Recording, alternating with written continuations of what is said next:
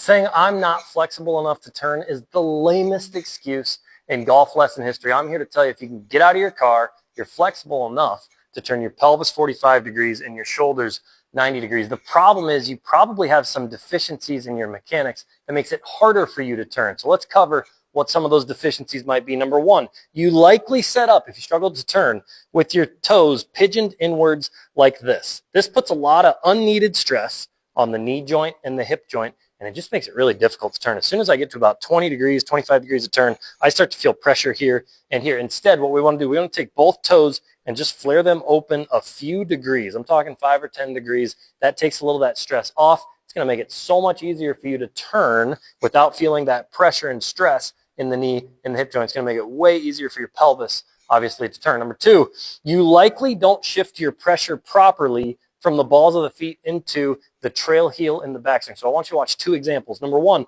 I'm going to do this properly. I'm going to try and force the pressure from my toe into my trail heel in the backswing. As I do that, my right hip is going to work behind me, and that looks a little something like this. Now that's a nice turn. Conversely, on this example, I'm going to fall more into my toes. Not going to let my knees change flex, and I'm just going to try and stay still, if you will, okay? So if I were to just stay still and make this backswing and not move pressure from the balls of the feet to the trail heel, what you're going to see is a move that looks a little bit more like this. Now, you might laugh at that, but I see that every single day on the lesson tee. Instead, obviously, to get more turn, we want to focus on loading up that trail heel. So again, that trail hip works behind, trail shoulder starts to turn a little bit more. At this position, you should be able to lift your right toe, or your trail toe, excuse me, up off the ground slightly. Obviously, we don't want to do that when we swing, but it's a nice check. If you get to the top of your backswing and you can't lift that toe without falling, you likely haven't loaded the pressure into your trail heel enough. The third and probably most popular reason is because players confuse turning with extending. So I want you to think something. If I were to put this club across my chest and just turn, that looks like this, okay? Now, the spine can be straight up and down, we can bend forward, or we can bend backwards, okay?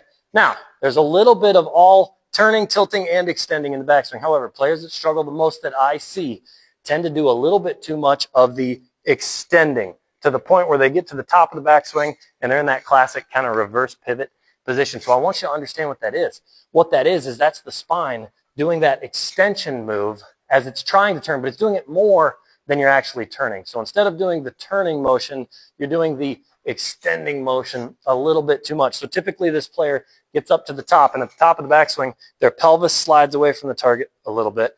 Their chest and their head, the center of the chest is closer to the target than the center of the pelvis, which can create some steep downswing tendencies. But most importantly, the spine being in that position makes it really difficult for you to rotate. Now, obviously, in great swings, we have some of that nice extension, but I see a lot of amateur golfers overdoing that, sliding the pelvis, getting the chest too close to the target. That ruins their turn and ruins the depth to the handle that turn creates. So if that's you, what we need to do, we need to get rid of some of the excessive extension, and we need to trade it out for some turn. This is my favorite drill to help players do this. You're going to take an alignment stick. You're going to put it straight on the ground at a 90-degree angle to your feet. So this would be just like using it for ball position, right? And what we're going to do is we're going to take the stick, we're going to put it just inside our trail foot, okay?